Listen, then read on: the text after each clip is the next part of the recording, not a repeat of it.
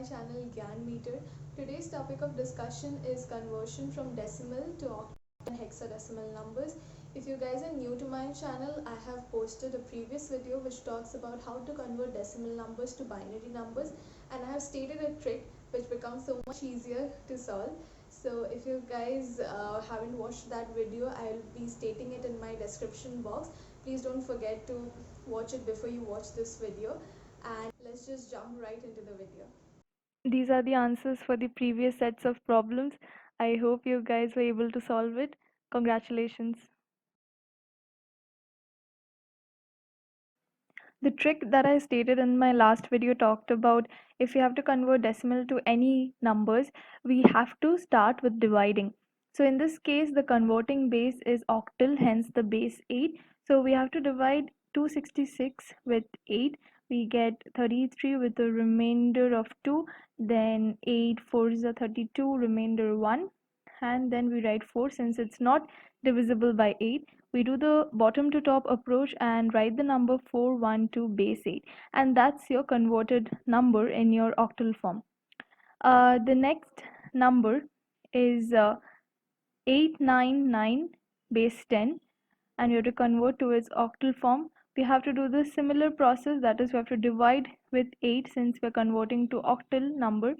So 8 1 ones are, then we get a remainder 3, then again we divide it, we get a remainder of 0, and then 8 ones are 8, then 6, and we write 1 since it's not divisible.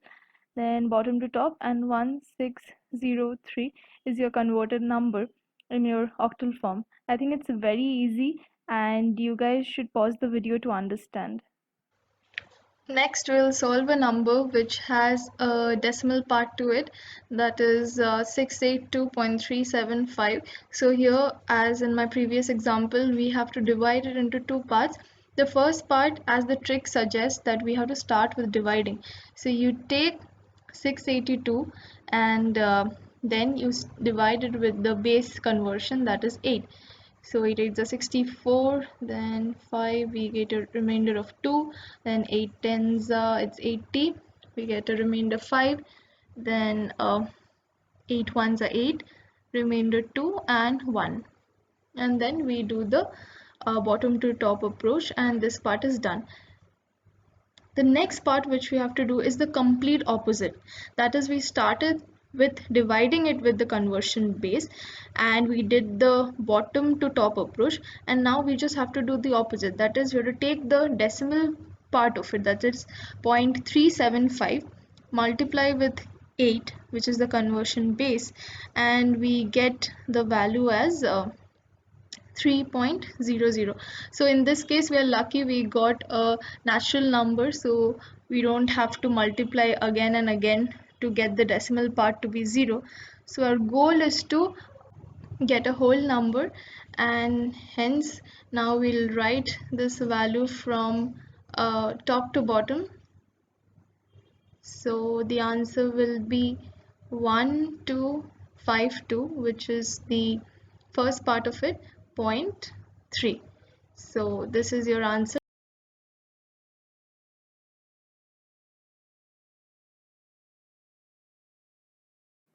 Just like in a previous example where we divided it with the conversion base 8, for hexadecimal we will be dividing it with 16. There is nothing different to it, but then since it's a double digit number, it becomes a bit problematic. So over here we'll write the remainder as 6, then 16 5s are 80. We get a remainder 15. Now this part is what is different, and the remainder 5. Okay, for hexadecimal number we denote them as 0 to 9, and the remaining 6 digits from A to F. So these are the numbers which are from 10 to 15, and we write them in this alphabetical form. So 15 is denoted as F. So we won't be writing 15 when we are converting into their hexadecimal form. We'll be writing them as 5F6. Yes, so we do the bottom to top approach and we write 5F6 base 16 as our answer. For the next sum, we have a bigger number, so don't get scared by it.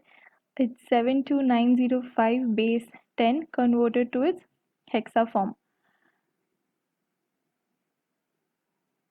We do the very similar approach. Why I have taken this bigger number, so that you understand that we might get certain remainders which won't be from 0 to 9, and that time we have to keep in mind that we have to convert them into its respective alphabetical form. So over here we already got two 12s. That means we have to denote in their alphabetical form. So 9 will be same. For 12, we have to write C because it's denoted as C. So we write C, then again C, and 1 will be same. And we do the bottom to top approach, and our answer will be 1 1 double C 9 base 16. So take a moment to understand, take a screenshot of it. The process is very simple, you just need to practice. These problems are for you to solve. They are in alignment to what I taught today, and I know you guys will be able to solve it. Do state your answers in the comment section below. I'll be revealing them in my next video. I hope you guys enjoyed it. Please don't forget to like, share and subscribe. Till then, have a good day. Bye bye.